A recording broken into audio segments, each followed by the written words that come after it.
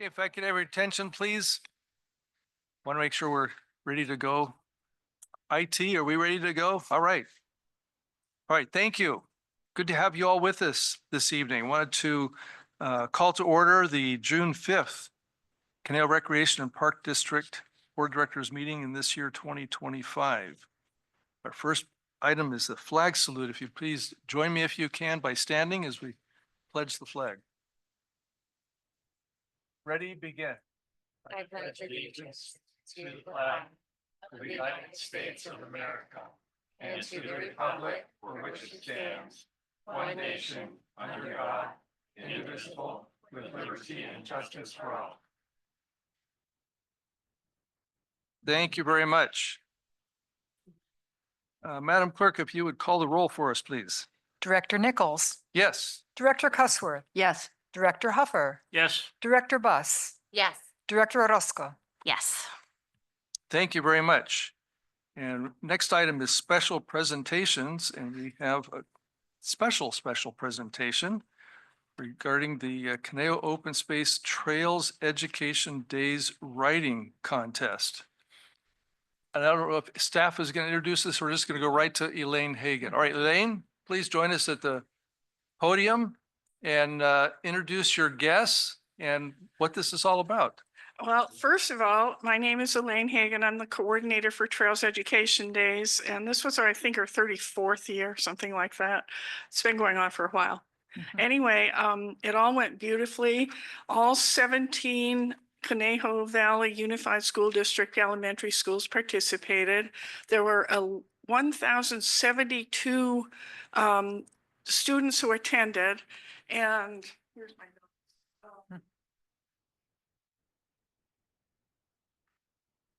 Nearly 75% wrote letters.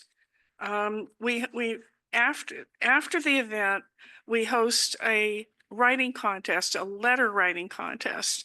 And the idea is that we'd like the students to write to someone that they met on the field trip or through the program. And so we were really happy to have 750 something of them this year, which was great. And we award 2 students per school, and then district-wide, there are 5 grand prize winners. And it's a lot of effort and it's a lot of fun. And the best part is sending the letters to the people they're written to and how excited they are to get the letters that show that their time was well spent. So anyway, I'm going to introduce Sherry Lakin, who has taken charge of managing the writing contest. She's a retired elementary school teacher, and so she knows what she's doing. She's going to tell you a little bit about it, and then she'll introduce the 5 students. Four of the 5 students. Hi. 5 students.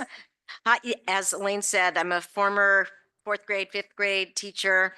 And what I like about all of this is we get to bring science onto the hike.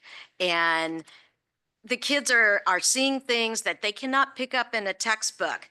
They're learning about the animal life, the plants, the geology, the ecology, and they tie this information back to their studies, and it far exceeds what we can teach in a book.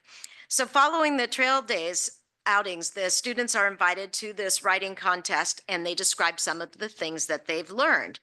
And for students to put into writing what they remembered and to see the tie to their actual science really demonstrated their learning.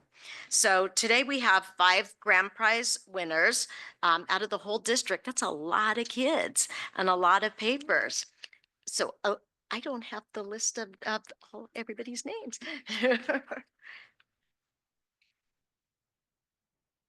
Okay, so we have from Banyan Elementary, Emmy Hoover. Would you like to stand up, Emmy? And from Madronia Academy of the Arts and Sciences, Sadie. Yay. From Weathersfield Elementary, we have Taryn Winiker. From Westlake Hills Elementary, we have Cora Spangler. And from Wildwood Elementary, we have Lillian Walsh. And I just found out that they were all girls. I just saw initials. So good job, girls. You did an incredible job writing your essays and talking about what you learned out on the trail and on your trail experience days. And Elaine? Anyway, yeah, and Sherry, thank you for all the work you put into this program. I really appreciate it. We all do. And just to give you a heads up, next year, dates are already scheduled, April 20th through 23rd. So mark your calendars. Thank you very much.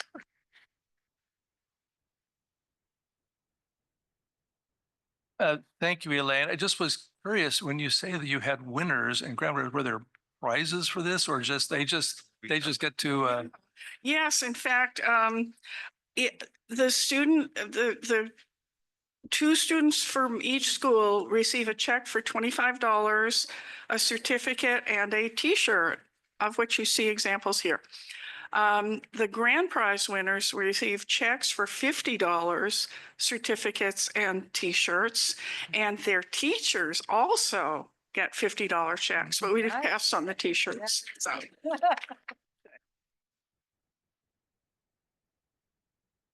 And the prizes are provided by the Conejo Open Space Foundation. So that's it. thank you for that clarification. I knew there had to be something there. Oh, yeah. Yeah, enticement. Very good. Okay, now, Thank you. And I was going to add, Chair Nichols, after the presentation, we always like to do a photo, but we're going to have Ranger Corey, after the board comments, provide another gift there. and okay, that. all right, So- very good. I just wanted to ask the board that had something to say. I know we were all given copies of your writings. And so I'm going to start at my right to our also retired school teacher, who's now more active than she ever was, Nellie Kessworth. If you want to say a few words about your ability, what you thought about the writing ability or what you learned. Yeah, well, I should clarify, I taught kindergarten and first grade, so we never saw anything like this in my class. So I was really impressed. So Emily, who's Emily? Raise your hand. Emmy, sorry. Who's Emmy? Okay, so Emmy, I was highly impressed, and some of the things that you all had good openings and you all had good closings. Fabulous opening paragraphs and fabulous closing, all of you. I was highly impressed with your writing. And also I was highly impressed with a lot of your adjectives. But specifically, Emmy, I loved how you brought the senses in. I loved the smell of the sagebrush on my fingers. That was totally cool. And I really loved how you brought in science from your class. In science, we learned about when an animal is a predator, and you put in a lot of things like that. So you brought in your learning from school, and you had a lot of good sensory information. So I thought that was fabulous. And then again, Carly, who's Carly?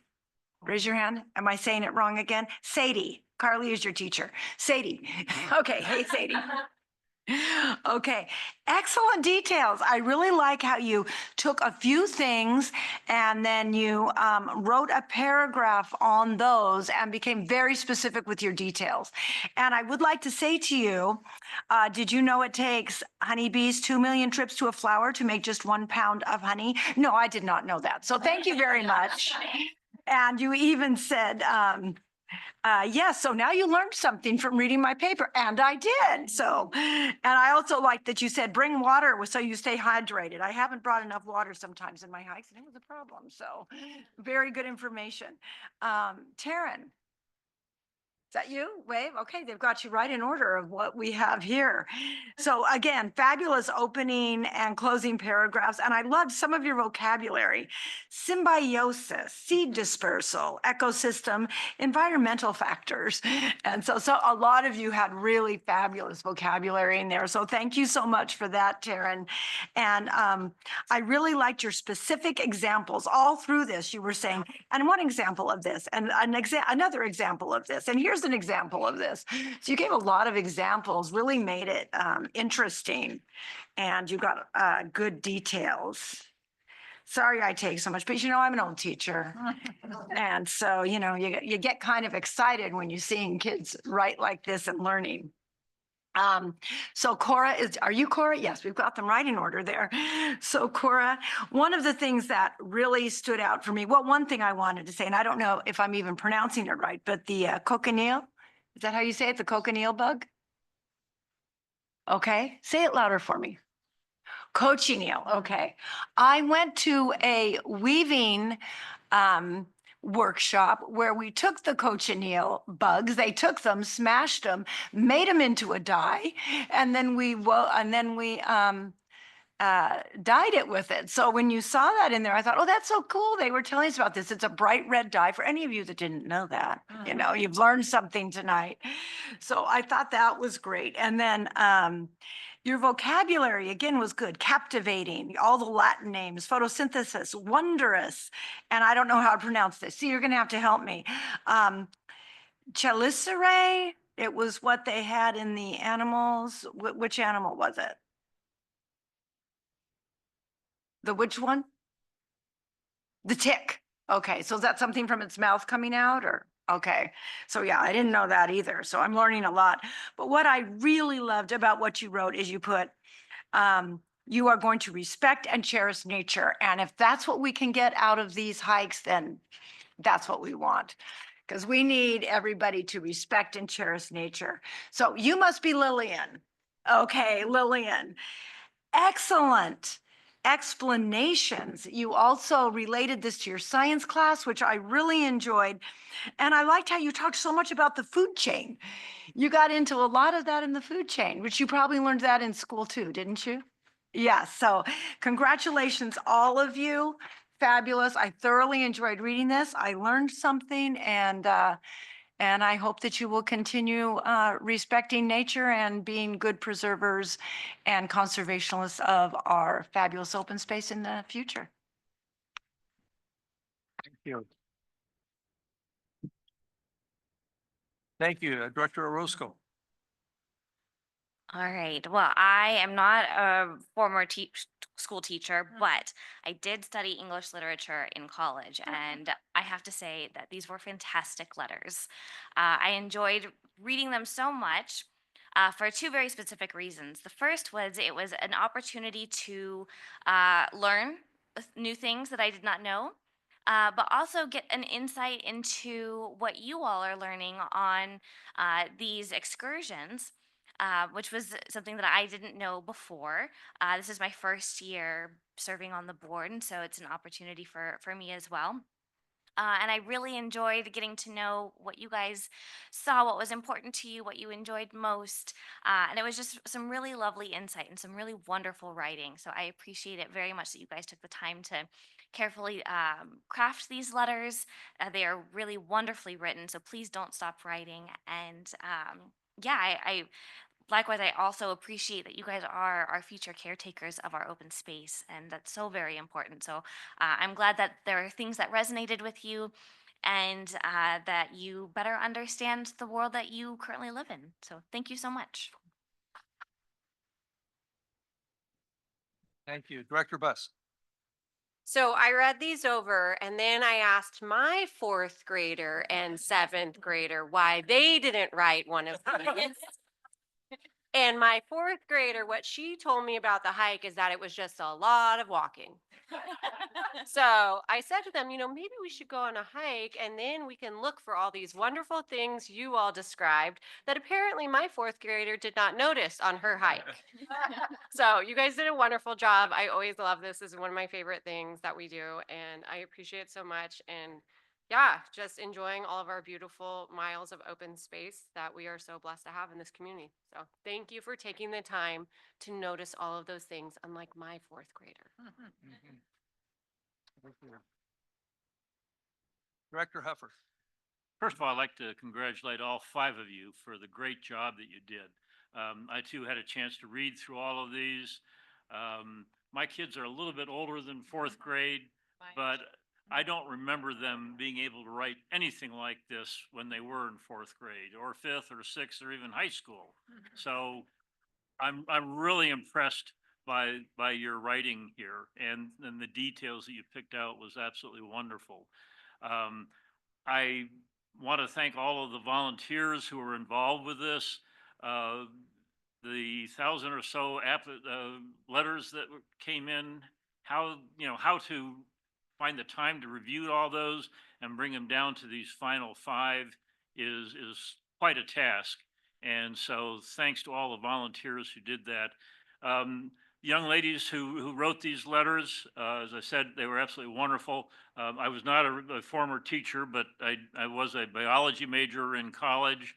And most of the time sitting in class, I mean, you learn a lot, but what you really learn is to go out in the field and to actually see, feel, touch, and hear what's going on in nature.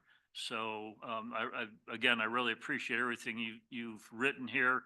I did learn quite a few things myself in just what you wrote. I keep wanting to say hogwort, but it wasn't hogwort, it was mugwort, right? That you can use to treat poison oak. So that I've tucked that little bit of information away so that if I do stumble into poison oak, I'll know how to treat it. Of course, first I have to know how to identify the mugwort. Is that mugwort? So anyway, ladies, congratulations, job well done. Mhm. Thank you. I too want to congratulate our winners. Excellent writings. I read through these. I did find that common theme of poison oak and yucca and mugwort and all through. So you were all listening, which is good. Um, I don't think this was generated by Chat GPT, so I think you're okay. Didn't copy anybody. But again, I want to thank you for doing this. Um, and I didn't know if you were aware that this was like the first step in the training program to become rangers for Casca. And so you all passed, so we'll be expecting you to apply for those jobs at some point. So we make sure Cora keeps an eye on, out for your applications. But I think you're doing a wonderful job with that. I've often felt that world travel is a great education, but outdoor travel is a great local education. It's one thing for your teachers, and I don't know if any of them are here, but they obviously did a great job in getting you to do the writing. But, just getting outdoors and seeing something and smelling something and feeling something is a whole lot different than just reading about it in a book. And so when you can take what you learned out there and put it on a piece of paper and actually explain it, like I said, not only are you potential rangers, but perhaps potential authors too. So keep up the good work. Thank you for doing that. And I too learned a few things reading this. Like I said, some of the things I was not aware of before. So thank you for doing that for us. And again, thank you to the foundation for sponsoring this, for all the readers that went through that, the teachers and staff that you have, all volunteers. Thank you for doing that. And then just, the whole contingent that puts the whole program together. It's a great educational program. Just proud to be part of that. And hopefully we'll continue this for many, many years to come. So I think now we're going to have, before I wanted to ask our winners if they wanted to say a few things. I don't know if you were expected to say things or wanted to say something. You're welcome to it. If you want to come to the podium and say a few words, you're welcome to do so. Might be a little threatening, but we're all friendly. So did any of you have something that you wanted to say? Okay, all right. Just wanted to offer that opportunity. Okay, so next, we're going to We're do the photos. do the photos? If you Okay, guys would all the folks come on up. Ranger Corey is going to present you with the gift from CRPD. Sure. Yeah, we're just. Yeah, why don't you guys all come up and then we're going to take a picture with the board. All right, so gather around this way. Another step closer to being a ranger is you kind of got to celebrate like that. So any of the rangers in you want to say congrats or good job on your hard work, what you guys did with us, right? We give each other a fist bump. So what you're gonna do, give me a fist bump. I got you a prize. Well, it's not my prize, but it's for you. And you guys right here for a photo. Come on up and do a big photo. That's everything. Whoa. Good job. Good job. And there you go. Cool. Corey, why don't you- I'll get on right on. That's it. I don't.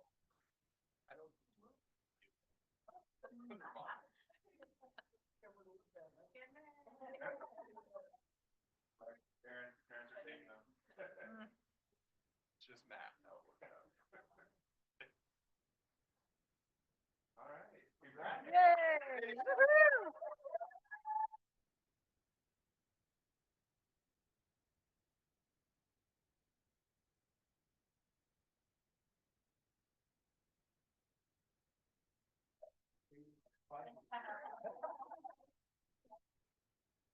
Or you don't have to say.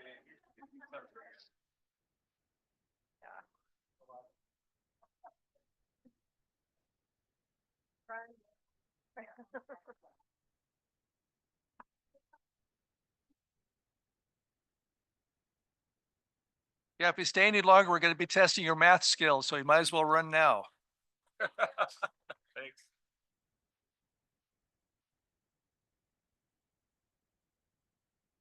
Hey, Corey, what was the gift? What is the gift? Oh, binocs. Okay. Binoculars.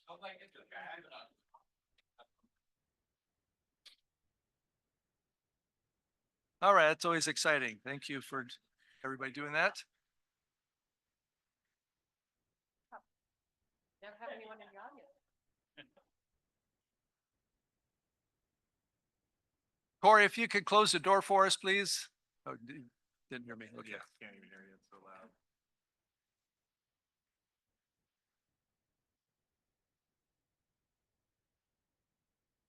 Thank you.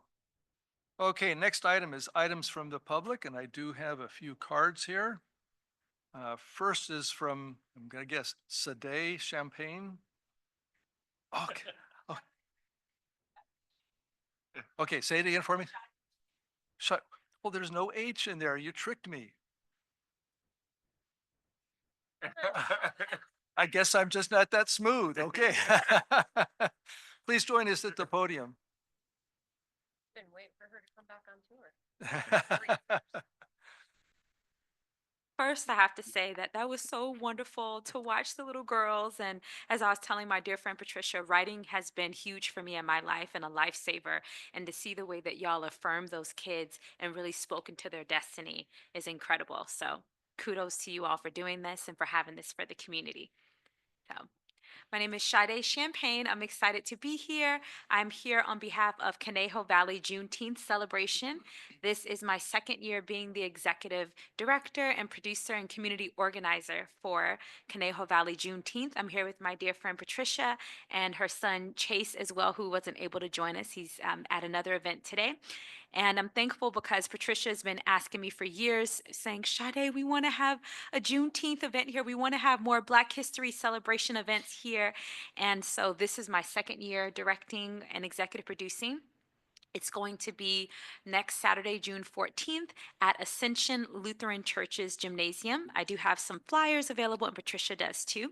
It's going to be from 3 to 5 p.m., and it's going to be a wonderful time of what we like to call edutainment, so education and entertaining. For those of you who don't know, Juneteenth was recently recognized as a national holiday on June 19th, and Juneteenth is the name given to Emancipation Day by African Americans in Texas. On that day in 1865, Union Major General Gordon Granger read General Orders Number 3 to the people of Galveston. And so what's exciting too is that this upcoming year, or this year, marks the 155th celebration of the holiday known as Juneteenth. And so with few places, we'll celebrate with more gusto than Galveston, Texas, where it all began. So I'm really excited about that. We have two special comedians who are joining us. One of them is Bobby Hall, who's a resident of Conejo Valley area, an incredible comedian who does a lot of great work in the community and also works in social services and just a wonderful person all around. Another comedian, Dana Keel, who was also recently featured on the Sherry Shepherd talk show. And so we're excited to have her there. I'll be performing as well and speaking. I can give you all a little taste if you'd like to have something, a little taste of the Lift Every Voice and Sing, which is the Black National Anthem. Lift every voice and sing till earth and heaven rings with the harmonies of liberty.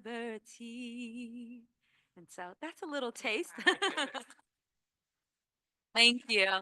It's free for the whole community. It's from 3 to 5 p.m. at Ascension Lutheran Church's gymnasium. And we're also going to have Black and African American owned vendors there. So you'll be able to see different people within the community who are creatives, who are entrepreneurs, who own their own businesses. And this is a great way that we can celebrate not only for this holiday, because as we know, Black history is American history, but also that we can come together in the community. So thank you so much for having me. Thank you for the edutainment. Thank you.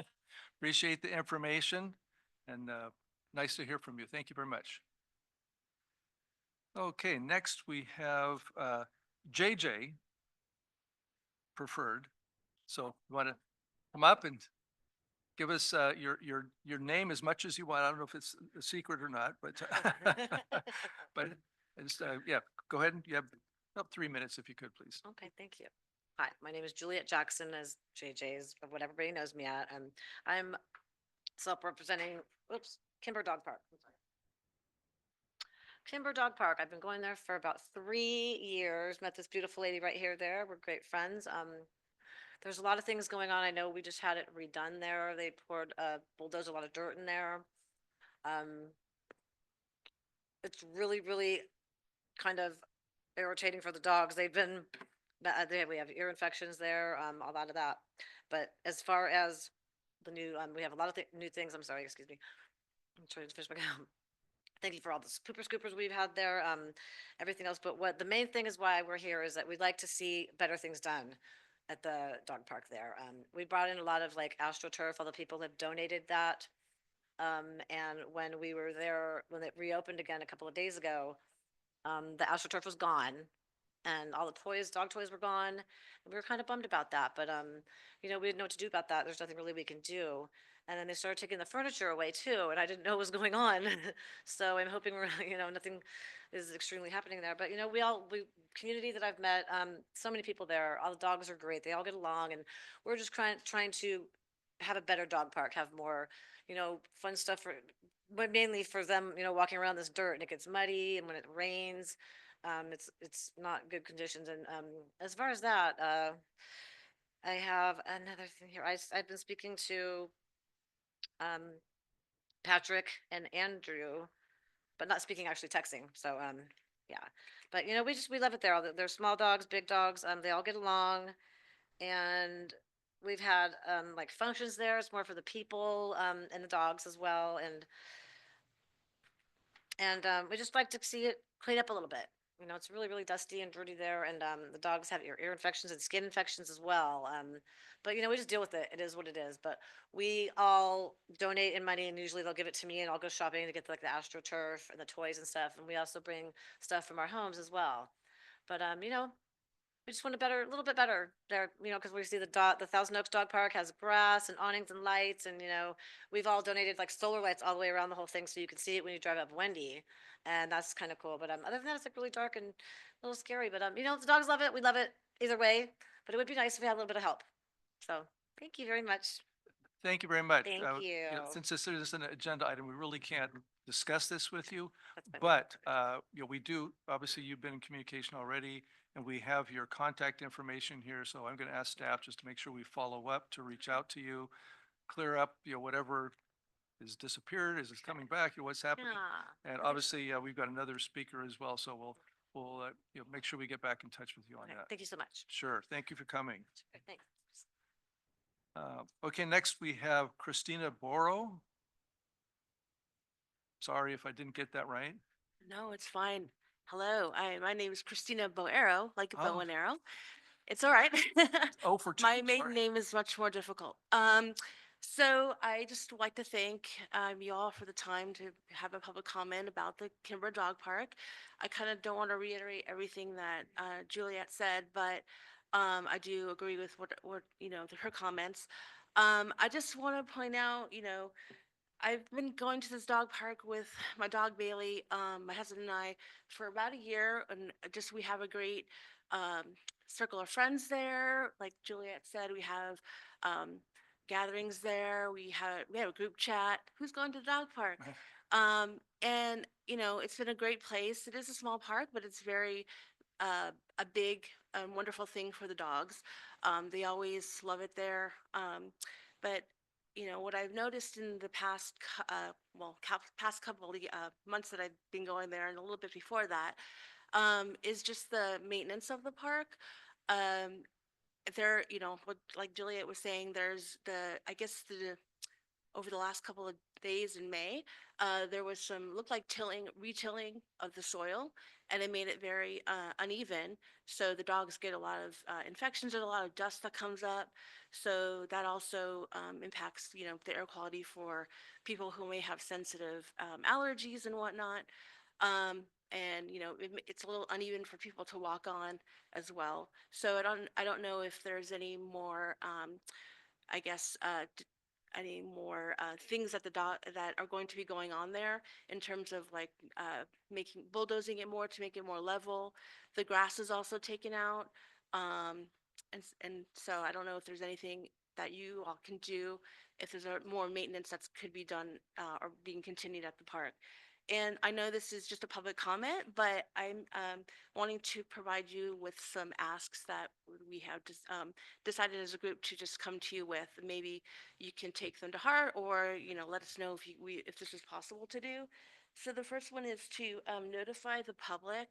You can do it online, or having signage at the dog park for any major maintenance.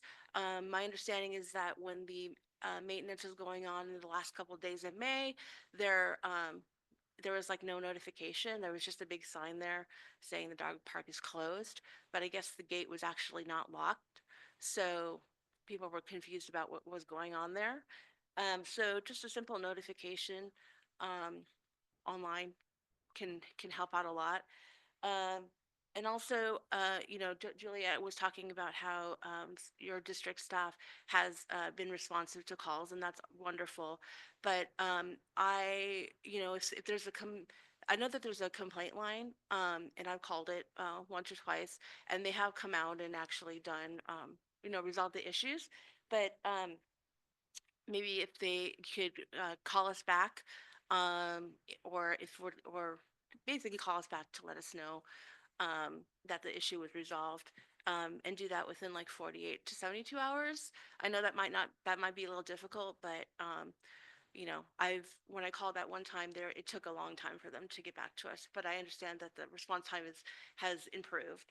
And then, If you could wrap it up for us, please. oh, sorry. Yeah, I was gonna say, anything that you have, if you've got something Yeah. in writing, just pass it on. We'll Yeah. make sure staff follows up with that. And also, just one, if we could install lighting in the shelter that's there, so people can enjoy the park even in the fall time periods when people get off work and it's dark.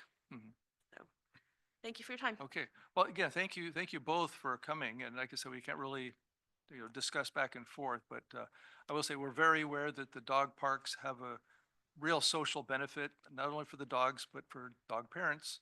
And it's very much appreciated, and we appreciate the feedback too. So we have both of your contact information here, so we'll make sure the staff does get back in touch with you. And if you want to email them directly as far as, what your preferences would be, I'm sure they'd be happy to discuss that with you. But thank you for coming tonight. Yes.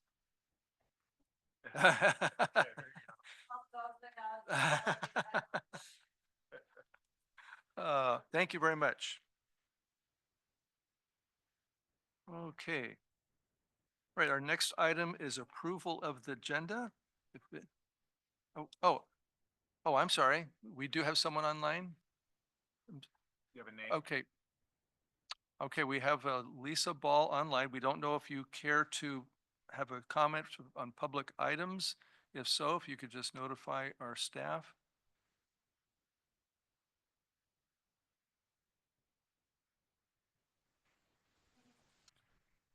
Okay, nothing there. All right, we'll move on. Okay, as I mentioned, the next item is approval of the agenda. If we have some changes, we'd be happy to hear them. If not, a motion to approve. I'll make a motion to approve the agenda. Thank you. I'll second that motion. We have a motion and a second. All those in favor say aye. Aye. Any opposed? Okay, that carries forward. All right, next is our consent calendar. We have items A and B, approval of minutes and approval of warrants. Any comments, questions, or motion to approve? Yes, Director I'll Hopper. move approval of consent calendar item A, approval of minutes, and B, approval of warrants. Thank you. I'll Have a second. Okay, we have a second to that. All those in favor say aye. Aye. Any opposed? All right, thank you very much. All right, that takes us to deferred items 7A, B, C, and D. I'm going to ask our clerk if you wouldn't mind announcing item 7A for us, please. Sure. Item 7A, public hearing, preliminary budget fiscal years 2025-26 to 2026-27, proposed operating and capital budgets fiscal years 2025-26 and 2026-27. Okay, since this is a public hearing, I will open our public hearing. And then I will ask Director Smith if you wanted to give us a quick rundown of what we have for us tonight. Happy present for us tonight. to. Thank you, Chair and Directors. So you've seen most of this. This is the combination of the operating budget I did and the capital budget that Andrew did, and we merged them together. So what's new in the document is the very beginning introductory message. We also compiled all of the kind of district-wide information into one summary in the very beginning. So those numbers include operating capital, all the assessments, all the funds, kind of one big snapshot of everything the district's planning on doing in the next 2 years. And then the only other really change that you'll see is the request made by Chair Nichols to separate the full-time salaries and the part-time salaries under the salaries and benefits sections. There are a few minor tweaks that we're probably going to have in the next couple weeks, and that's just as we get good estimates about expenditures that we're anticipating. So like some increases in fertilizer costs. So pretty minor tweaks in the next version is anticipated, but other than that, it's all the same, and I'm available for questions. Thank you very much. Appreciate that. And I know we have seen these in halves before and appreciate the update. So with that, any questions of staff from anybody? Any members have any questions for staff or comments? None. And I have no public comment, so I'm going to close the public hearing. And this item is just to consider and provide input to staff. So we're not actually approving it tonight, correct? It's just input. So I guess we don't have any further input. So we've considered it, no further input. So we'll move on. Okay, if you, Madam Clerk, if you'd please introduce item 7B, please. Public hearing to consider adoption of resolution number 060525-A, ordering the levy of the annual assessment for Landscape Maintenance District 92-1 Rancho Conejo. Thank you very much. Since this is a public hearing, I will open the public hearing and I will direct your attention to Director Mooney. If you would please just give us an update. Thank you, Chair Nichols, members of the board. If you remember back on May 1st, the board approved or adopted the resolution for intention to levy. So we're back with the levy item, ordering the levy for the Rancho Conejo Landscape Maintenance District. Through the process, we noticed this in the local paper in Thousand Oaks Acorn back on Friday, May 23rd, as well as we advertised the budget process through the program guide and the spring program guide. So putting it out there to the community, the attached resolution confirms and approves the final engineer report. There were no changes in the engineer report from May 1st. So should the board adopt this resolution tonight, it would be processed, the levies would be processed with the county auditor, similar to the property tax process. So, and I will not be repeating myself 3 times, but it's because this is times 3 with all three of these. But so that's kind of the general procedure. This is similar to any other year that we've worked with the board to do the levy. So with that, I'm available for questions. Thank you. Yes, Director Huffer. Andrew, just wondering on any of the 3 notices that were published, did you get any comments, feedback, compliments, complaints from the public? No Okay. comments. And that's pretty typical. But Well, I know some years ago, we did get a few complaints. I think one was from Dos Vientos, but nothing this year. yeah, and typically when there's either, we typically don't have drastic change, we have incremental change on the rate, but when there's a change, if someone either is a new owner or moved within town where maybe they weren't in Dos Vientos or within Rancho, so it's different on their tax bill, right? But then also we were going through like a restructure of some properties that weren't included on past year assessments. And so it was folks that have been there for some time, didn't get assessed. And then when they got assessed, it was one of those kind of, oh, I got a new bill type of thing. So that's in my time, that's the when we have had some comments and questions from the public. So, but Thank you. pretty standard procedure. So, thank you. Any other comments or questions? Okay, and I do not have any public comment cards. Anybody online? Okay, I'm going to close the public hearing. And this is a recommendation from staff to adopt the resolution. So would anyone care to make that recommendation? Director Huffer? Yes, I'd like to move adoption of resolution number 060525-A regarding the assessments for LMD 92-1 to be read in title only, all future readings to be waived. Thank you. Do we have a second to that? I'll second it. Thank you. I have a first and a second. All those in favor say aye. Aye. Oh, I forgot to read the title. Yep, got to read the title. Trying to get all 3 of them done quickly. This is resolution number 060525-A, a resolution approving engineer's report, confirming diagram and assessment, and ordering continuation of assessments for fiscal year 25 to 26 for the Conejo Recreation and Park District Landscape Maintenance District number 92-1, Rancho Conejo Playfield. Thank you. All right, all those in favor, please say aye. Aye. Any opposed? Okay, that one passes. Thank you. Madam Clerk, if you would please introduce the next item 7C, please. 7C, public hearing to consider adoption of resolution number 060525-B, ordering the levy of the annual assessment for Landscape Maintenance District 94-1, Dos Vientos.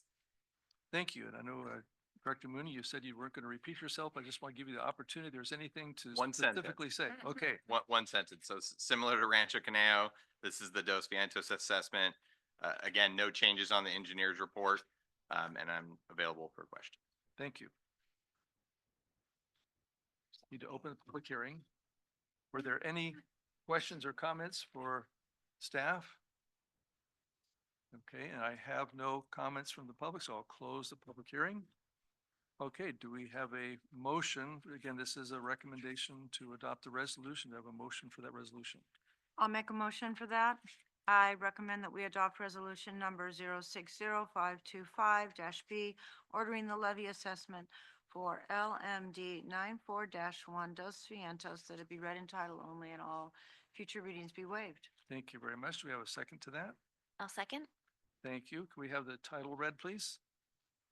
This is resolution number 060525-B, a resolution approving engineer's report, confirming diagram and assessment, and ordering continuation of assessments for fiscal year 2025 to 26 for the Conejo Recreation and Park District Landscape Maintenance District number 94-1, Dos Vientos Ranch. Thank you very much. Okay, we've had a motion, a second, and the title read. All those in favor, please say aye. Aye. Any opposed? Okay, that motion will carry. Thank you. And Madam Clerk, would you please read item 7D for us? Item 7D, public hearing to consider adoption of resolution number 060525-C, approving engineer's report, confirming diagram and assessment, and ordering levy of assessment for fiscal year 2025 to 26, district-wide assessment AD 62-1. Thank you very much. This is a public hearing. I'll open the public hearing. Director Mooney, did you have anything to add or clarify for this item? No, just similar to the other two. However, this is for the district-wide assessment. No changes to the engineer's report as proposed on May 1st and available for questions. Thank you. Do we have any questions or comments on this? Okay, I also have no public comments for this one, so I'll close the public hearing and accept any motion for a recommendation regarding the adoption of a resolution for this. You want to take a shot at it? Oh, we have, okay, trying to get volunteers here. Okay, go ahead. I'd like to submit a motion to adopt resolution number 060525-C, approving the engineer's report, confirming the diagram and assessment, and ordering the levy of assessments for the district-wide park maintenance and recreation improvement district, and that the title be, that it be read in title only and all future readings be waived. Yes. There we go. Thank you very much. I'll second it. Thank you. I have a motion and a second. Maybe have the title read, please. Resolution number 060525-C, a resolution approving engineer's report, confirming diagram and assessment, and ordering continuation of assessments for fiscal year 2025 to 26 for the Conejo Recreation and Park District, Park Maintenance and Recreation Improvement District. Thank you. We've had a motion, a second, and the title waived. All those in favor, please say aye. Aye. Any opposed? Okay, that motion will carry. I think we need to mark this date in CRPD history as completing 4 public hearings within about 10 minutes. Okay. Best chair ever. Has nothing to do with it. Okay, items for discussion, we have none. New items, 9A. Madam Clerk, would you please read that into the record for us, please? Okay, this is item 9A. Potential acquisition of 401/403 West Hillcrest Drive. Thank you. And I will ask our general manager to bring us up to date on this item, sir. Yes, thank you, Chair Lang and members of the board. This item. What'd I say? What? Sorry, Chair Nichols, members of the board. Sorry. I'm on autopilot. I was still signing stuff there, so. Oh my gosh, I'm sorry. Oh, that's okay. Happens to the best of us. So this is an item that is a companion item to the city's agenda item that 4 out of the 5 board members were at like last Tuesday or the Tuesday before. Theirs was potential disposition of 401/403, and ours is potential acquisition of 401/403. So as you all are aware, the city is contemplating its financial needs to follow up with their plans for the downtown area. And sitting through the slideshow, the city, showed how potential financing for the downtown, including their reserves and or capital funds, along with the potential disposition of some of the city's public property. We are sitting in 403 Hillcrest, which is a building owned by the city. This is a 30,000 square foot building. Next door to us, the former National Park Service building is about 20,000 square feet. So all told, there's about 51,000 square feet of buildings on this hill.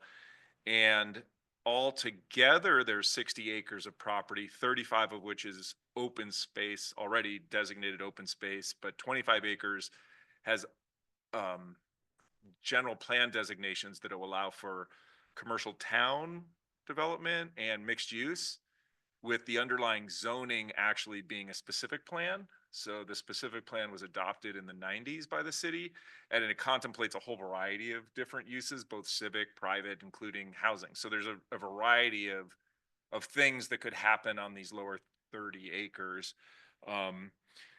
So there is value in the property, and the city was contemplating when they were very graciously inviting us to be part of the city's project downtown, contemplating, disposing of this property. It'd be surplus. Nobody would necessarily need to be here. And what might the private sector do with it? And as this board remembers, when the city came here to do that presentation to us, there were some questions and concerns raised about how would we actually operate, essentially a community center in the heart of the downtown, along with all the needs of busy parents dropping off kids and the convenience of parking and whatnot, and also the spaciousness that we enjoy here that, by design wouldn't be part of a downtown plan. So the city kind of thought hard about it and said, maybe we would be willing to, talk to the park district about disposing of this property, but there is a sense that we have to be real buyers, and we aren't going to simply say, "Oh, come on, shucks, be nice and cool, and give us a pretty expensive asset for a super cut rate deal." I think obviously there's a public purpose that the Conejo Rec and Park District provides that I think adds a lot of value to the entire community and is different than, say, a private sector. And I think another compelling reason for us to be interested in it is not really what's happening 5 or 10 years from now, but we're thinking 20 and 50 years from now. And that's the reality that there is very high likelihood that both the Jan's Marketplace and the Oaks Shopping Center will add a significant number of multifamily residential units, and trying to provide the specific parks per population park acreage for the future residents as well as our current residents will be really tough to do with the existing developed, urbanized area around this area. So having this, hillside with pretty limited development and a lot of potential for some creative, park-like improvements on the hillside, I think it would be staff's recommendation that, we should certainly be willing to sit down with the city and figure out if this could be our, our forever home, if you will. And I should probably remind everybody too, that we are here by a lease, and that lease expires in September of 27. So whatever we do, we don't have any kind of existing legal right to be here beyond September 27. So the clock is ticking, and we're looking for a permanent home for Hillcrest Center for the Arts and for our administrative offices. So with that, I am available for questions.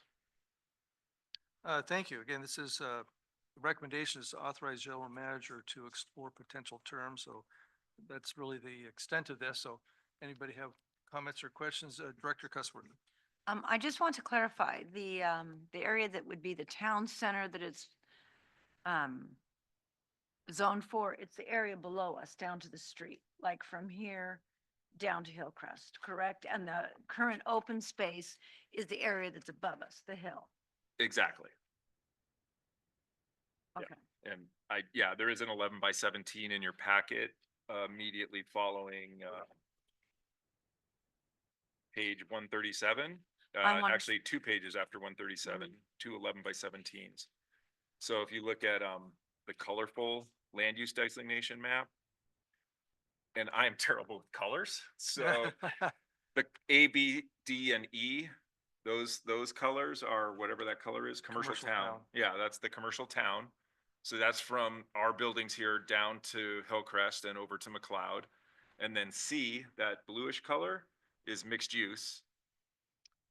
And then you see F, G, H, those are all that green color. That's the existing open space. So the top of the hill, open space, a little sliver down the hill to the fire station is open space. And then a tiny sliver on C is open space.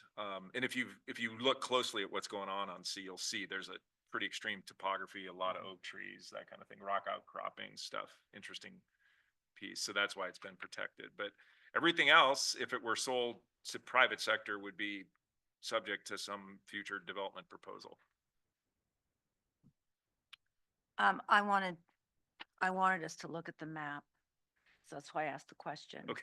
Because I really like the map. In fact, I said to my husband, oh, here's some new maps. I haven't seen these before. And so did you make these maps? That's because we have a new analyst in Parks and Planning who knows how to make maps.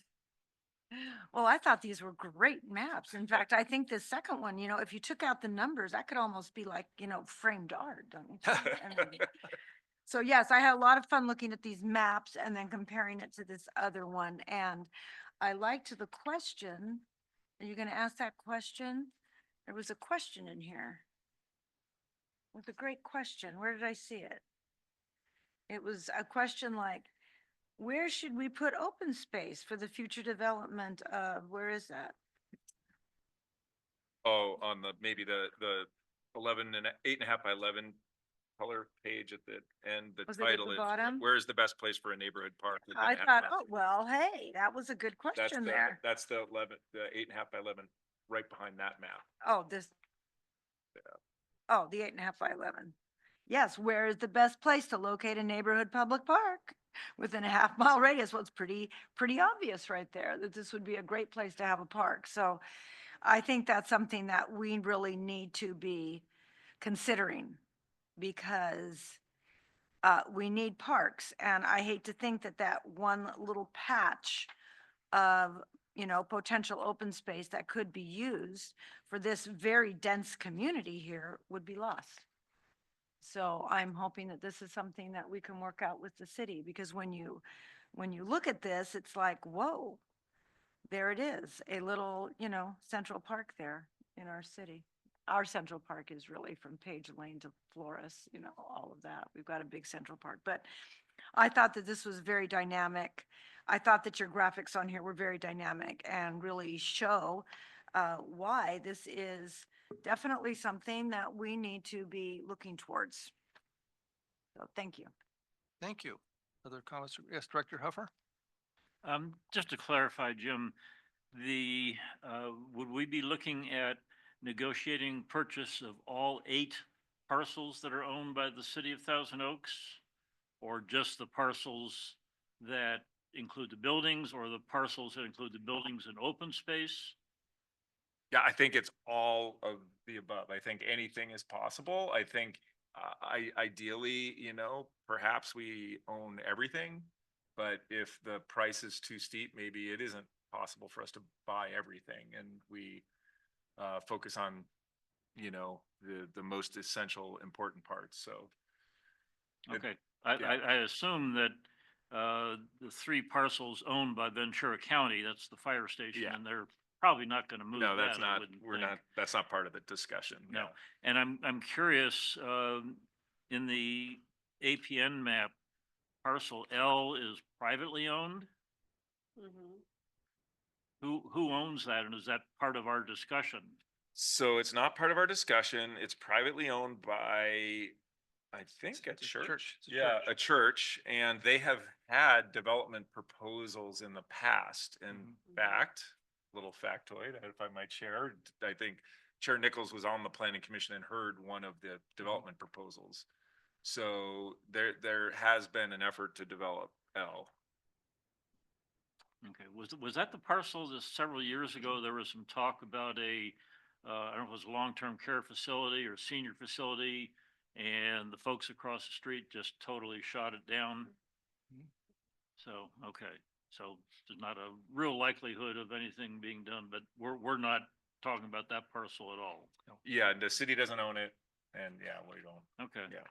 And then just to comment, the map that you have with the potential residential at the Jan's Marketplace and at the Oaks with the 2 half-mile radiuses, it's amazing how they overlap, and that just works out perfectly in our space there. So that's a very effective graphic, I think.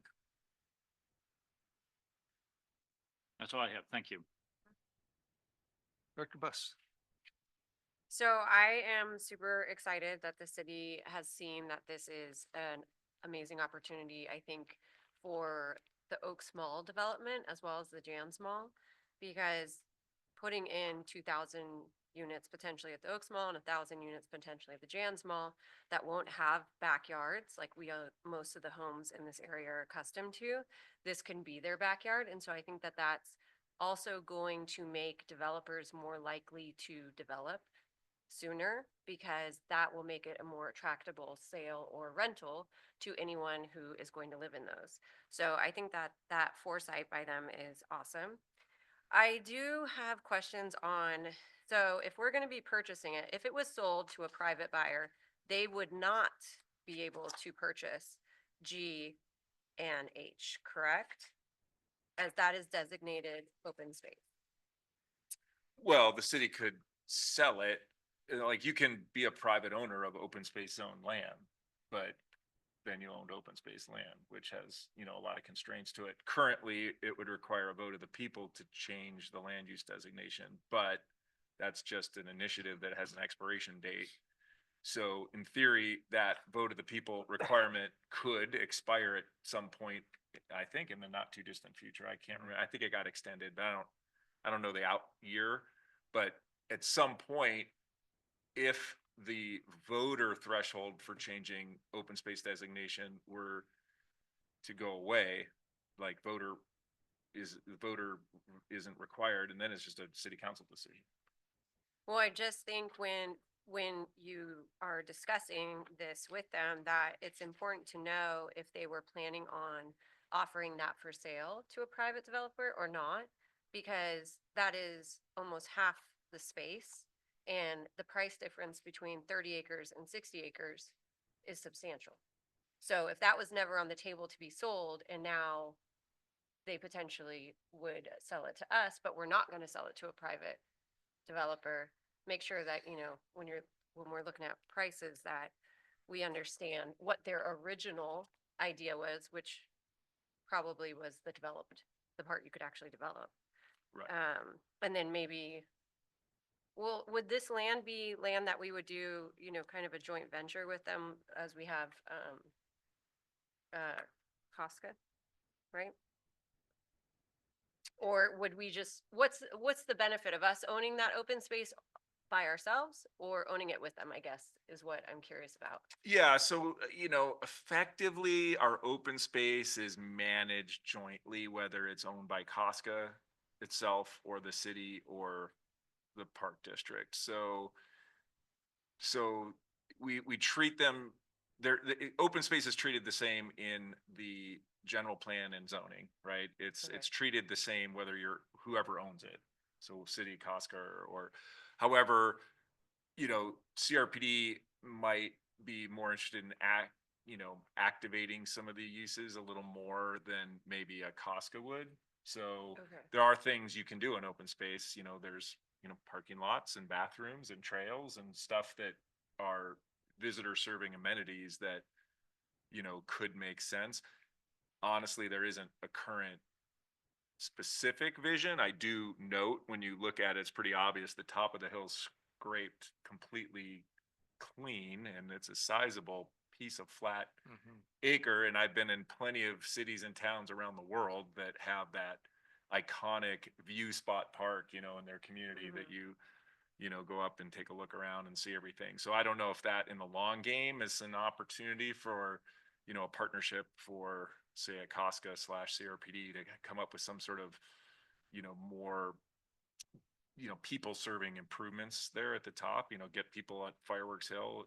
People obviously can hike up there now. They do. I drive up to work and I see people walking around the outer rim of it all the time as it is. So there's just nothing that we're currently thinking about a specific improvement on, but it definitely would be something the public we'd be really interested in what the thoughts are over time, right? So I guess then, yeah, it'd be interesting to see like what in moving forward in discussions, you know, what would be their idea of a price for this and then an idea for the total. So that would, I think that would be, that would be interesting to see, because I don't, you know, in any of the conversations I've had minimally, it wasn't really defined. So that would be, I think, something that would be worthwhile to investigate. Maybe we could do a board hike up to the top to see it. I've never been up there. I've been there. Thank you. Just Thank you. point of clarification before we get any more. Were you looking for direction from the board as far as what potential terms, or is this just to initiate the conversation that you would come back to us with some of the discussions and then we would kind of weigh in on terms if. Yeah, if that way? you know, the board ultimately would, obviously, the board ultimately approves terms. Like, I'm not Yes. asking for authority like here today saying, hey, give me an open checkbook. No, we're gonna start a conversation. What does this look like? Do we want to buy it all? Do we want to just buy pieces? If you buy a piece, how much don't we pay? Or, you know, what could happen in the future? So I think all that conversation initially would start. I mean, we do have a property acquisition committee that I can bounce ideas off of, or we can participate, you know, like in terms of looking at things. And I will say, I know the city has an appraisal of the property, and actually we haven't shared it yet with the board, but we've received an appraisal as well. So we have, you know, an appraisal that literally breaks it down parcel by parcel and stuff like that. So we'll have, you know, we're both armed with good information about what the property's worth, so as it should be, so.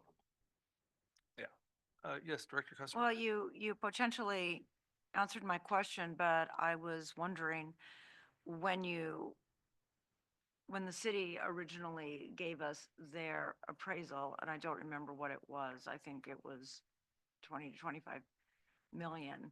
Did that include that open space? Do you remember?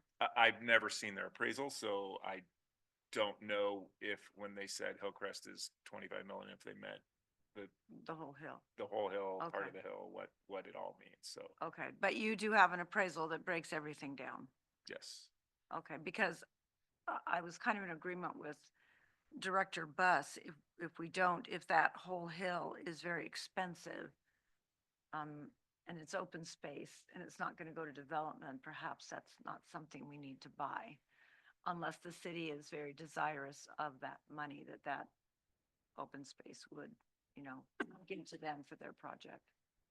So I don't know. I mean, these are just interesting Yeah, questions that we absolutely. need to That consider. Yeah, helps to get the terms, yeah. and you guys know, the city and the park district have treated each other very fairly and well over decades and decades. And I think both agencies understand they work for the broader public and the community and the common good. And it is a good thing that the city is investing in and trying to create, you know, a active, vibrant downtown place. And it's a good thing that the city might have a significant, sizable park right next to, you know, the Oaks and the Jans Mall. So they're both good things. We just have to come up with kind of what's fair to make it work, you know. Director Roscoe, did you have any comments or questions? Okay, all right.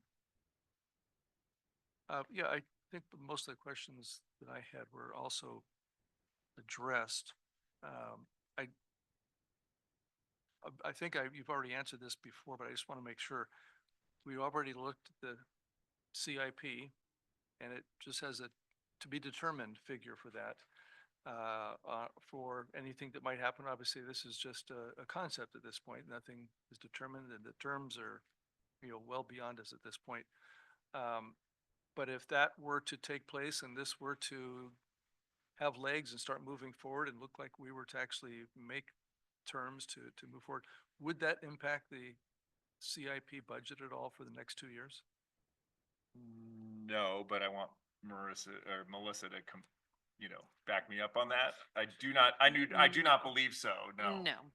Okay. That's what I recall, and I just wanted to hear it maybe a second or third time. I might forget again and ask. No, I mean, that's a On really purpose. fair question. I guess it would be, you know, right now we're looking at it as we don't really need the big bucks for a year and a half, right? So that buys us a little time to come up with a plan and a financing plan, you know, and I think really clear, you know, we, like the city, do capital projects and we have been saving money in a capital reserve fund, some of it even unallocated, not specifically geared toward a specific capital. This would be just a big capital acquisition.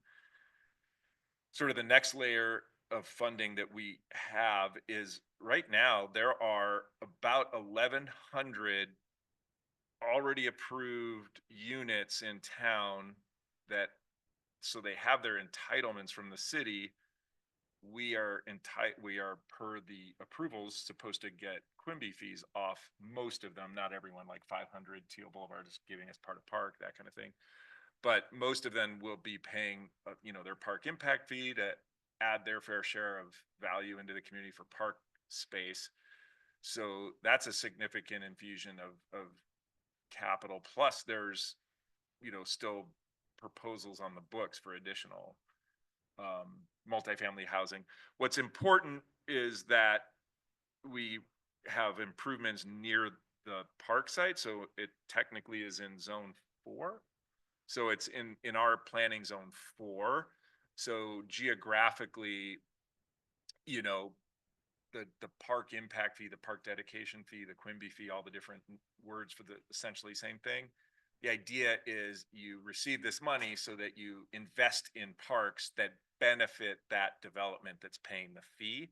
So that's what's important. So geographically, there's kind of a limitation on how far away from this you can use developer money to support this acquisition. So something at the very outer edge of Dos Vientos, if they were, going to pay a park impact fee, it probably wouldn't be appropriate to use that money to do this, but in the center of town, it would be. So kind of depends on where future development proposals occur. But if we were getting fees from developments at Jan's Marketplace and or the Oaks Mall, that's definitely within Absolutely. these parameters. Yep, for sure. And the staff recommendation, you're asking for potential terms, that's just simply talking with the city. It's not, or would it include potential ways that we might be able to creatively finance the acquisition? I think both. I think the city's, I'm guessing the city isn't going to care so much about how we get the money, is that we get the money. So it's more internal for us to figure out how to come up with it. Though, we might have a conversation about them. Maybe they want to be the bank. Maybe they want to float money at a rate that beats what they're currently making with LAIF or something. I don't know, Well, But- it would be at a different scale, but I know several years ago, we basically borrowed money to advance to Page Lane Park. And I don't know if we're quite complete with that yet, but we're in the process of paying that back. And at least some of that, I believe, is being paid back through park impact fees. This would be at a different scale, but the same type of process might be looked at for this as well. Yeah, for sure. Director Smith, would you have anything to add on that? No, you hit the nail on the head. That's exactly right. Very good. Yeah, we want to make sure that what we want to reflect this investment in land is kind of betting on the notion that there will be multifamily in and near here that will eventually benefit from it. So that if and when we do get those developments and they are paying their park impact fee, we can say, that is fantastic because we were thinking ahead and we already have purchased the park that you are now helping to fund. Right. The other thing I was going to say is, having attended the meeting as many of you did, it just seemed like there was a general consensus from the city council perspective that this is a community asset, not necessarily just a city-owned asset. And that, whether it's the city ownership or the park district ownership, it still remains a community asset. And so it's not so much if, I'm not going to speak for them, but just if, but how this happens. How do we fix this so that they can move forward with their projects, we can move forward with our projects, and it fits all that. So that's kind of what I see is, some of this, whether the city owns the open space or the park district owns the open space, it's just a matter of how it fits into that arrangement. Because they're all a community asset. We just want to make sure we retain it as a community asset. And so that's kind of the way I was looking at it. And then just, give the general manager the authorization to start that conversation. And as these types of details start bubbling up, he'll come back to us for input, and we can continue to refine that until we can make sure everybody's happy with it. That's about it. Anything else before we move forward? And if no further discussion, there is a recommendation for a motion to authorize the general manager to proceed with exploring potential terms. Yes, Director Buss? I'll make a recommendation that we authorize the general manager to explore potential terms of the acquisition of 401-403 West Hillcrest Drive property with the property owner, City of Thousand Oaks.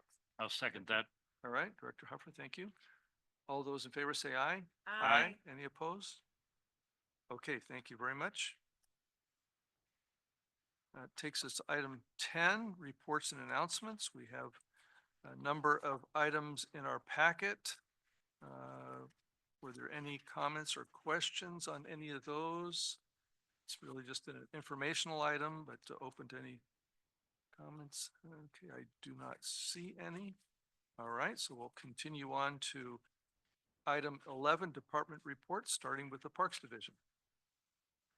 Thank you, Chair Nichols, members of the board. Just real quick, Rancho Bachar lighting, if you remember, the board took action, I believe, in October for a Musco contract. We had procurement as well as securing permits. So me and my staff had a pre-construction meeting with our contractors out there on Monday. We are looking to start the project late June. We've notified the public that has been a part of the process for the past couple of years with getting the lighting project going. So excited that that's moving along.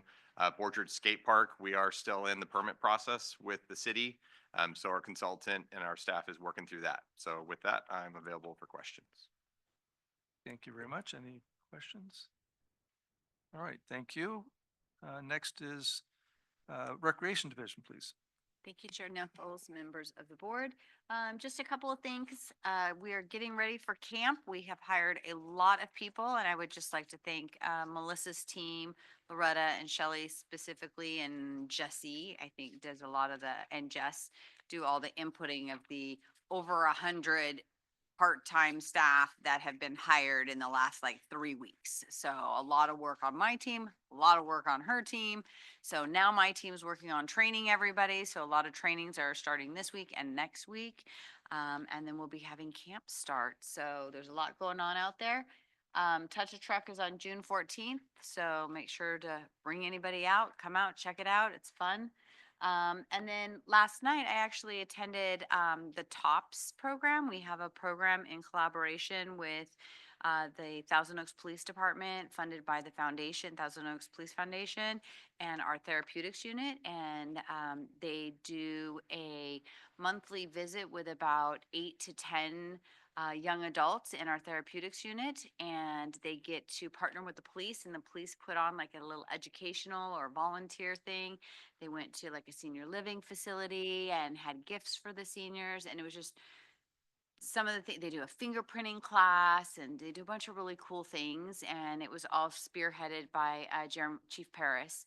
And Devin jumped on board and partnered with him, and it's a really cool program. Finished its second year, so I know they're all excited about doing it for another year. So it was really great to see all the young adults and be excited and get their little diploma. I have pictures, so I'm sure Cheryl will put it out on social media at some point. So, but with that, I'm available for any questions. Thank you. Any questions? I'd have a request, as a follow-up to my few emails about how this whole summer staffing process works. I believe the board would be very entertained by it. If you were to explain how that works, maybe like a special presentation or whatever, because you rely on those people to make summer happen. And without it, it wouldn't happen. And I think, just as you said, you start this process in March. I think it would be good for us to know, when you start it, who's involved with it, what the steps are, how many people you hire, how they get integrated, how many different programs they help with. I mean, there's so much of it we just take for granted because we just show up and everything's happening, flawlessly. But there's a lot of work to make it happen. So I think we would be benefited by your explaining how that process works. Sure, absolutely. And it's not flawlessly, but it's pretty good. It is from the outside. Nobody knows the things that go on in the inside. No, everybody that has their hands on it does a very good job. Yes. I mean, even Andrew's people are helping us get rooms ready or making sure the pool's up or whatever. Sure. So there's lots of things going on. Playgrounds are ready for lots of kids to be on. So. I know it's a team effort, and Yeah. it'd be more informative to learn more about that. So thank you. Sure. Okay, Management Services Division. I have no report and you'll hear from me later at closed session. So I'm available for any questions. Any questions? Hearing none, we'll move on to the general manager's report. I don't have a report. I just simply want to thank Melissa and her team. That budget, when you look at the final document, and you guys have seen it multiple times. I know this isn't the final, that still needs one more vote, but the funneling of the work and the crafting of the budget and the figuring out and forecasting is a lot of work. And I think, she's and her team, and of course, the other directors help make sure that comes together, by giving her and feeding her all sorts of information. So it is a lot of work, and she does it for us and the MRCA.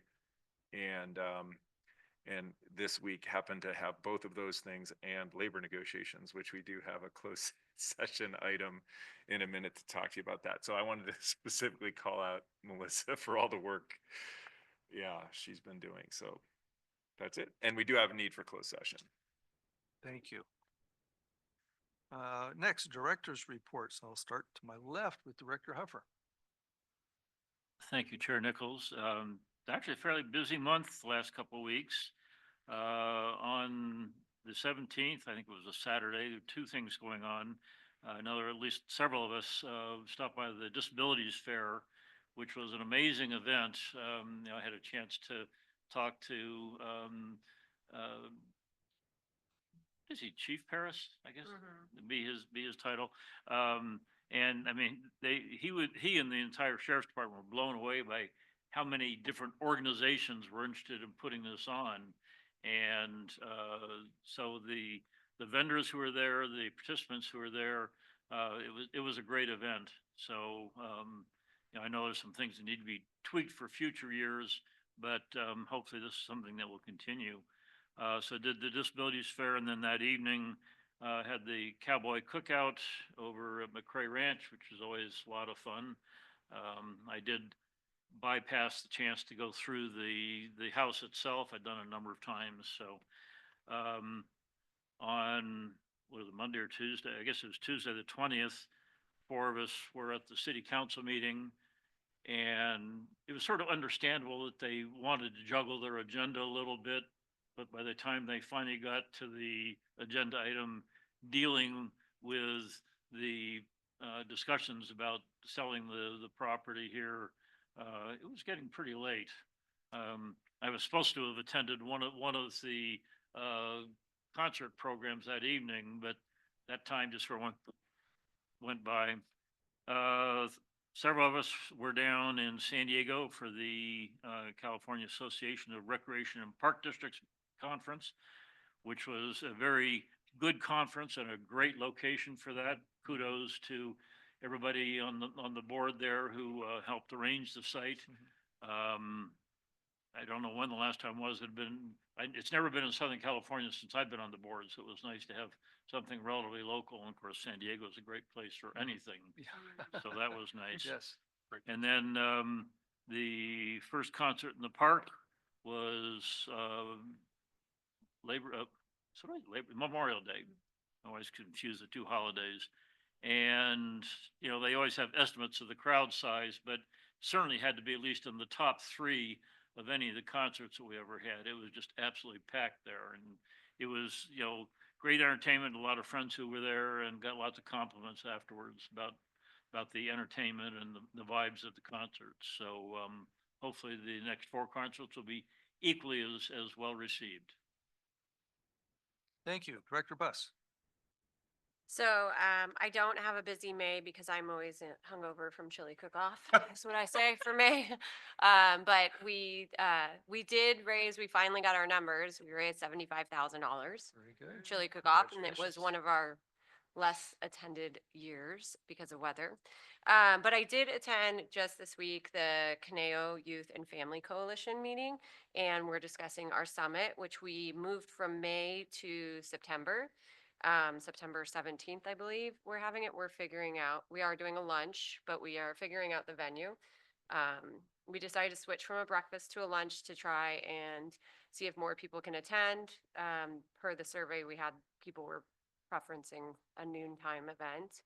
So if you do know of any nonprofits that in the area that deal with youth or family, please let Raquel know. So because we invite them, and just in case we don't have them on our list, we have a lot, but we could have missed somebody. So it's a great event for them. We're doing a panel of about 4 people, and we're trying to have at least like one youth. We're dealing with mental health is kind of the overview because that was something that was discussed previously last year, and so we're having a couple different speakers we are reaching out to. We'll see who is available, but it should be exciting. We're excited for it. So hopefully you guys can make it. And yeah, that's it. That's all I have. Thank you. Thank you. Director Orozco. Thank you, Chair. I had a very busy couple weeks, but saw lots of you guys. So it was very fun. I had 2 site visits, one at the Thousand Oaks Community Center and the Aquatic Center. I attended the All District Music Festival for their band night, which was really wonderful to see because I think I went to Teo High School's strings performance the first time that I went, and then so it was nice to come back for their band portion. And then I too was at the city council meeting. I went to the disabilities fair, the summer concert kickoff, which I'll second Director Chuck's comments about the size of the crowd. It was a really well attended event, and it was a lot of fun.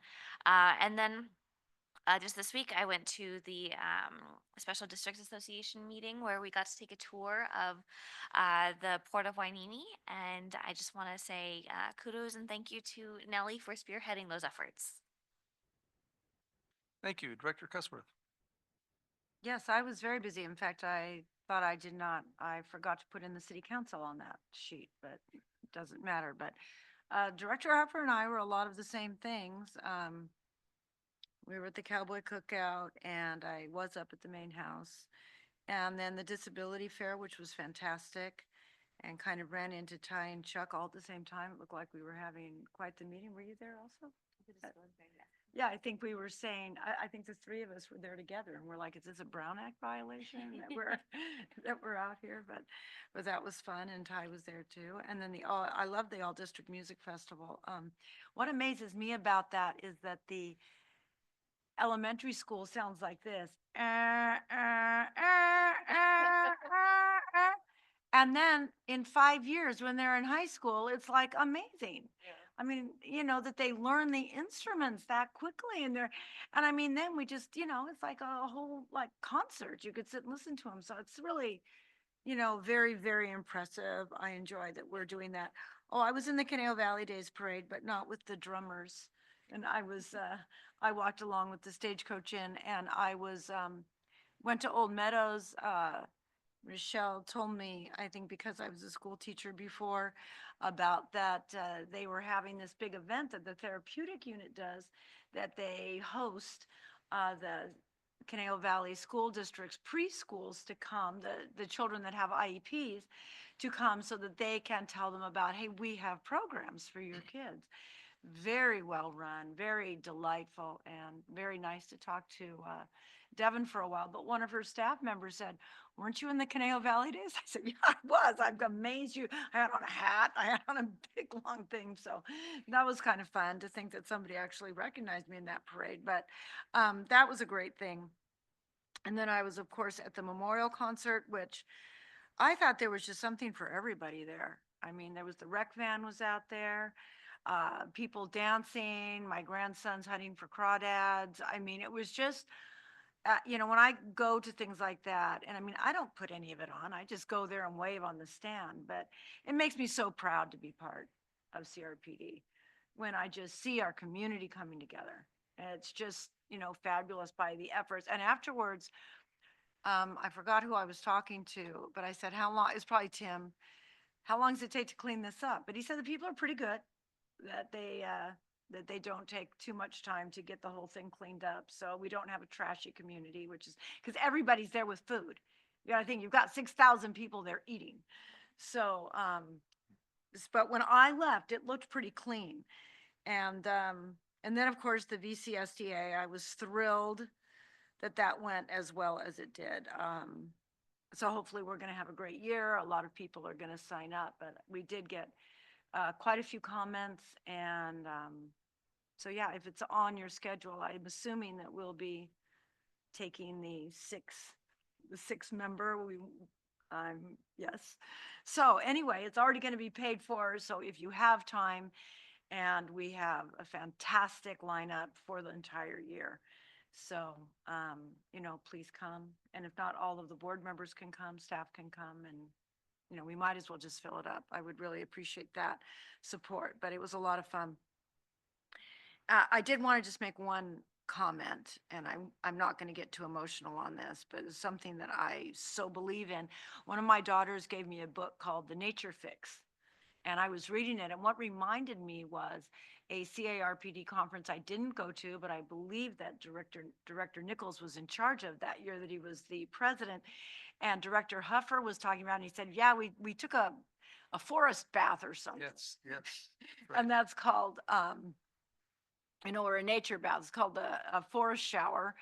And so in the Nature Fix, it's about a lot of scientists going to Japan and Korea and different places around the United States, looking at nature. And I mean, it's like they're literally putting those caps with electrodes on people to measure brain waves. They're doing blood tests. They're testing blood pressure. They're doing all of these things to see what kind of an effect does nature have on people, both creatively, cognitively, physically, all of these different things. I've only read maybe not even a quarter of the book yet, and I've been very impressed at what it's basically saying about nature. And one of the things that I thought of is that, human beings have, except for the last several hundred years, have lived in open space, have lived around nature. I mean, maybe the big cities in Europe and in other places, we had condensed living, high density living. But, we've got how many thousands and thousands and thousands of years have human beings been in nature, and it's in our DNA. It's the way we've lived, and that's why we respond to nature so well. I believe, because I'm sure we've all been out there, and it's calming and it makes you feel better, and on and on and on. But it really touched me because I thought, okay, we need housing, we need water, we need sanitation. I've been thinking a lot about water and sanitation as I've been going and visiting a lot of water and sanitation places, because that's mainly what our spatial districts are. We have to have those things to live, right? We've got to have shelter. We've got to have water. You're going to die without those things. And with sanitation, you're going to get disease and you're going to die. But nature is vital. It's not just that parks make life better. Parks make life. It makes a significantly better life. They are showing that people will live longer and healthier if they have nature and if they have access to open space. And just real quickly, I went to a brunch the other day and I mixed up my times and I came a little early and I was next to a park. And so I thought, well, instead of walking in a half an hour early, hi, I'm here. I thought I'll go take a walk around the park. And it was a park I never go to. And, there were, people starting to get ready for birthday parties and recreation and different things. But what impressed me the most, was exercising, were two men they had a work truck and they were taking a break and they were sitting under a tree, had their truck parked there. They were sitting under a tree and, one man was just laying back with his shoes off. The other man was having a snack. And when I was reading The Nature Fix, it talked so much about how just being under a tree, just having a window where you can see a tree, will significantly improve your life. And I thought, how nice that we could give those workmen so they didn't just have to sit in their truck for a break on a busy street in a concrete jungle, that right nearby, anywhere in Thousand Oaks, they can take off their shoes and lay under a tree. We are vital. We are important. And if we're not going to preserve parks and open space in this community, who is? It's up to us. So I'll leave that with that. Thank you for that. When you were talking about that, I was thinking, we don't really need scientists to tell us that. We got fourth graders that are telling us that, just, you're right. It's just, getting them out there. They can tell us that. Yeah, I too attended many of the same things, the city council meeting, the CARPD conference, the VCSDA, outing, which I thought was fantastic. Thanks, Nelly, for doing that. And I also had a CARPD Board of Directors meeting. We did a little recap of the conference. It was our most well-attended conference, and we had the most vendors there, gathered the most revenue that we've ever done. So definitely picking it up a notch, which is good. But I think and we had more people, but we're still trying to reach more districts. Sometimes we get more people, but not any more districts. And we've got about 70 something up and down the state, and usually about half of them show up. So we're trying to reach out to more, but a lot of them are, just can't afford to come. They may have, a general manager, they may have a staff member, they may have a couple of parks. So it's kind of hard to, especially if they're in some of the very far-reaching rural areas, it's kind of hard. So we're trying to find ways to reach out to them. We did learn a lot about people feel like they weren't engaged with the association, so we're trying to find ways to reach out and to communicate better and get them involved. But we did get a lot of good positive feedback regarding the conference and the venue. Everybody seems like going to San Diego, which is good. Yeah, so and I think with improving the conference, and then also with our outreach advocacy for the legislative matters, it's really starting to bring the statewide districts together, and we're really getting a lot of traction and recognition statewide. People are reaching out to the entity and say, hey, well, what do you think about this? What do you think about that? People that have never heard of it before. So making some good progress in that direction. And of course, like I said, I get emails, and what I do is I forward it to Jim or Melissa, say, hey, can you answer this? Or what do you think? Because they've got the boots on the ground. They know more about that than I do. Some I weigh in, just a matter of opinion, but they do a great job with that. So thank you for doing that. And then Jim gave me a couple of things from the conference. I told him, gave me these awards, but I said, I'm not the one doing the work. He says, you go up there, buddy. No, he kicked me and said, no, go up and get it. But this is for the outstanding renovated facility, the Alex Fiore Thousand Oaks Teen Center and Goble Adult Community Center. So the staff put together a little application, and they were duly recognized. So thank you. And some of it's some pretty tough competition. And then recognition of outstanding performance awarded to Conejo Recreation and Park District on behalf of CAPRI, which is the California Association for Park and Recreation Indemnity. They have a staff member that goes around and assesses each district for risk management issues. Either gives them a fix-it list or an award because they're doing such a good job. So again, congratulations to the team, because this is, while they may be looking at parks and things, are also looking at how things are run and operated. So again, congratulations to the staff on running a very well-run park district. Thank you very much. So nice to have those, add that to the collection, put those on the appropriate walls, and, announce those in appropriate social media, whatever it takes. So thank you to our staff for that. So that was all that I had. Director Nichols? Oh, yes. Just one other item that's sort of tangentially related to recreation and parks. Since she didn't mention it, Director Buss last year coached for the first time in soccer, and she loved it so much, she's actually going to coach 2 teams this year. And she, for several years, our local region has not been able to get any 16U or 19U teams because there wasn't enough interest. She's recruited enough players that we are going to be able to field a 16U team this year. Oh. So kudos to Director Buss. Let me preface that. I am bringing 5 girls who have never played and are 13 nice. years old. So I Nice. convinced them it would be fun, and hopefully I will play a lot of music and give a lot of candy out, and they'll have a good time. So we'll see what happens. So on your monthly reports, we'll see all these soccer practices and Oh, soccer games, right? Yeah. There will be nothing this fall but soccer. That is I'll bet you all. will. Thank you. Well, thank you for doing that, because that's a benefit to the community. And I know Yeah. all those coaches, I've mentioned this many times, like we have a wonderful awards banquet for all of our volunteers, but just wondering, how many volunteers do we have in our community that aren't there because they're coaching soccer, they're running, soccer organizations or softball organizations, and, they're not getting any kudos, but we just have a truly wonderful volunteering community. So thank you for doing that. And volunteers over here too. Yeah, it's all across the board. Thank you. Item 12, request for status reports and items for subsequent agendas. Do we have any requests? I guess I made one request to our rec team, so thank you. Items from the public. Do we have anybody waiting on the public? Okay, thank you. Okay, we can have our general manager announce our executive closed session, please. Conference with labor negotiators pursuant to Government Code Section 54957.6. The district reps will be General Manager Friedel, Management Services Director Smith, and Adriana Guzman Esquire, relative to labor negotiations with Service Employees International Union regarding salary schedules and fringe benefits. And no announcement is expected. Okay.